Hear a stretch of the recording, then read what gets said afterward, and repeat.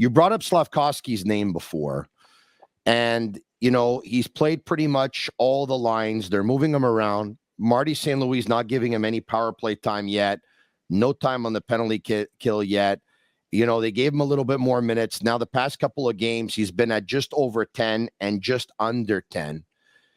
I know everyone's different, but I want to ask you personally, if I take an 18-year-old and I put him in your hands on your team, and your team is going through a rebuild, and that player is projecting to be a top two-line winger who could probably score 30 goals and maybe pick up 70 points and be dominant, and he's not ready for the NHL yet, but you bring him in slowly but surely and you're giving him 10.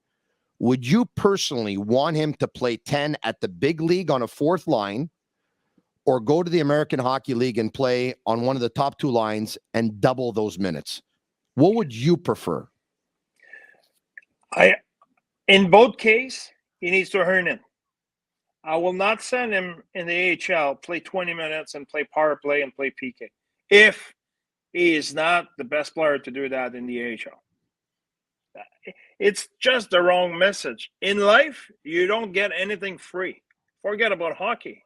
In life, he's 18 years old. Your kid at 18 years old, is he a finished product and he doesn't need education anymore? He's perfect. He's good to go in life, and he will never call mom and dad back. No. There's a lot of work still to be done. Yeah, 100%. Well, you need to give him the right value. Listen, Johnny, if you're our best player, don't worry. You will die on the ice. You will play a ton of minutes. If you're not our best player, we're not in July anymore. We're not draft day anymore. Draft day is over, Johnny. You need to get over it. And if you're not our best player, you will play. And if you're not, you won't. That will be like that for a long, long time. And people say, Galchenyuk play a ton at 18 years old, 19 years old, 20 years old. So what? That made him the best player he ever been. No, we don't know what will happen in the future. It hurt him because he skipped steps. Well, it hurt him. That's what I think. You said it. Yeah, that's what I think.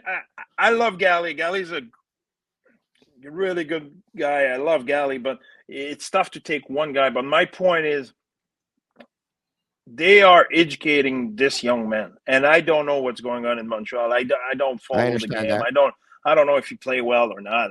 I cannot judge that. But I'm just saying, if they use him at the level of his performance, good for them. Congratulations. Okay. That's exactly what you have to do. You just said something before to me when you said, we want to win every game. The coaches want to win every game. The players want to win every game. I owe it to the players so that I make the right decision so that we try and win every game. Knowing that we also have to take in mind what's best for each individual player, especially a player who's drafted in the first round, first, second, or third. So what's important is we think about him first. My question to you is, can you try to win but keep a player with the NHL team and help develop him, or is better development done at the American Hockey League, which is known as a development league, or is it case by case? Yeah, it's case by case, but you're making a really fair point. But I really think it's case by case because how confident is the player, is his personality and all of it. One thing I'm a huge believer in life, not just with my team in life, it's self-confidence. You cannot lose the self-confidence of your player. You cannot put a doubt on his head.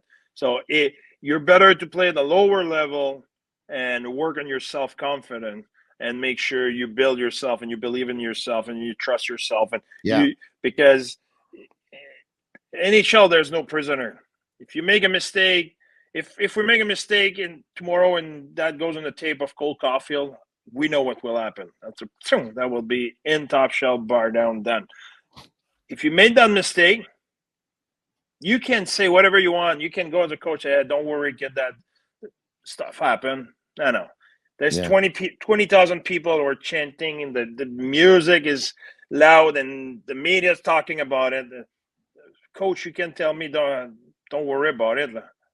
I have a lot of pride, and I know what just happened. So now you feel how as a person There's some kid at 18 years old who Yeah. they can get over with. There's no problem. There's other kid who, for them, it's really tough, and then now they will hesitate. That they will play to not make mistake. Playing to not make mistake is not development. You cannot develop in that way. So you need to be confident enough to make play, to try to make play, to make mistake, to learn from it, to repeat it in the right way, etc., etc. So if you can do it at the NHL level, perfect. I'm Marinaro, and that clip you just watched is from our most recent episode of the Sick Podcast. Once again, follow us on YouTube, Twitter, and Facebook. Subscribe to our YouTube channel. It's absolutely free, and you'll be notified when we go live. I'm Marinaro. Tell your friends about it. This podcast, like me, is pretty sick.